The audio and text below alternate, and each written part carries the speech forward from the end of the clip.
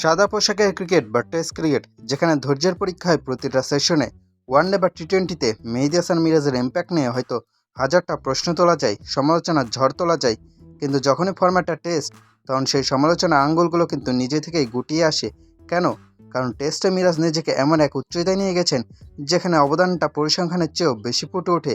আজ আমরা কথা বলবো সাকিবের প্রস্থানের পর টেস্টে মিরাজের অপরিহার্যতা এবং কেন তিনি এই মুহূর্তে আমাদের পাইপলাইনের সেরা অপশন। টেস্ট ক্রিকেটটা মিরাজের ব্যাটিং এবং বোলিং স্টাইলের সাথে একদম পারফেক্টলি মানিয়ে যায়।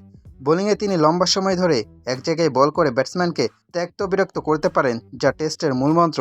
আর ব্যাটিং, হ্যাঁ, আমি নিজেও তার ব্যাটিং নিয়ে আগে প্রশ্ন তুলেছি।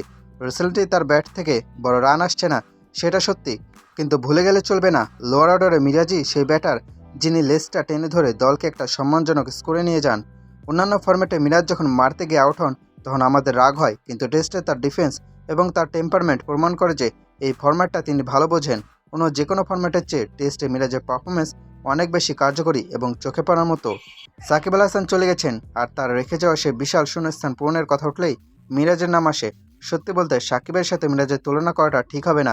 সাকিব একজন লেজেন্ড, যার উচ্চতা ছোঁয়া মিরাজের জন্য অনেক দীর্ঘ পথ, কিন্তু রূঢ় বাস্তবতা হলো বর্তমানে আমাদের পাইপলাইনে মিরাজের চেয়ে বেটার কোনো অলরাউন্ডার নেই। আপনি যদি পুরো ঘরোয়া লিগ বা হাই পারফরমেন্স ইউনিট খুঁজে দেখেন, টেস্টের জন্য এমন একজন অলরাউন্ডার পাবেন না যিনি মিরাজের মতো সার্ভিস দিতে পারবেন। মিরাজ হয়তো সাকিবের মতো একাই ম্যাচ জেতাবেন না সবসময়, কিন্তু তিনি এমন একজন যোদ্ধা যিনি শেষ পর্যন্ত লড়াই করে যান। সাকিবের পর টেস্ট ফর্মেটে মিরাজই এখন আমাদের একমাত্র এবং প্রধান ভরসা। টেস্টে এখনও মিরাজের অনেক কিছু দেওয়ার বাকি আছে, তার বয়স এখনও কম, অভিজ্ঞতায় তিনি আরও সমৃদ্ধ হবেন।